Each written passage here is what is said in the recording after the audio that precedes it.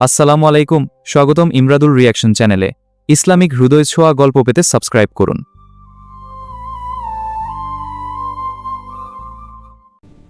একজন বাবা নিজের সবচেয়ে প্রিয় সন্তানকে কুরবানি করতে যাচ্ছেন।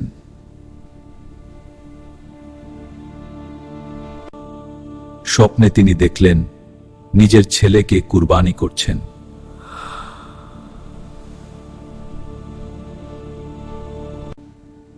তিনি বুঝলেন এটা আল্লাহর আদেশ।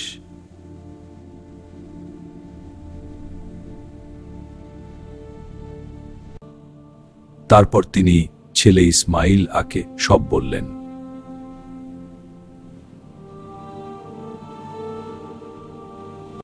ইসমাইল আমার পুত্র, আল্লাহ যা আদেশ করেছেন তাই করুন, এতে তোমার কষ্ট হবে। আল্লাহর ইচ্ছায় আমি ধৈর্য ধরব। বাবা আর ছেলে দুজনেই আল্লাহর সন্তুষ্টির জন্য প্রস্তুত হলেন।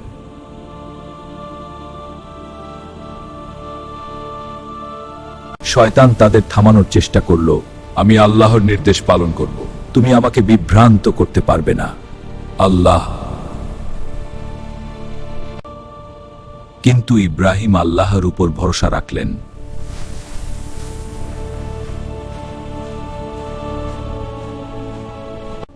অবশেষে সেই কঠিন মুহূর্ত চলে এলো।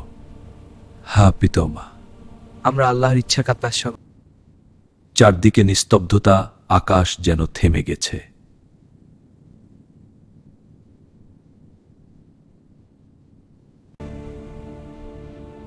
ঠিক তখনই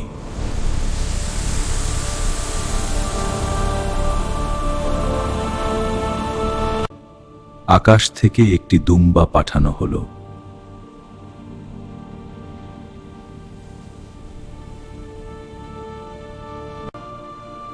আল্লাহ তাদের ঈমান কবুল করেছিলেন।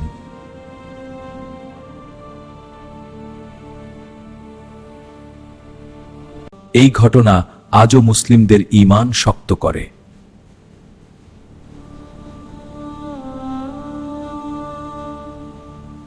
ইসলামিক এমন আরো হৃদয়স্পর্শী গল্পদের চ্যানেলটি সাবস্ক্রাইব করুন, লাইক দিন আর শেয়ার করে দিন। ইমরাদুল রিয়াকশন।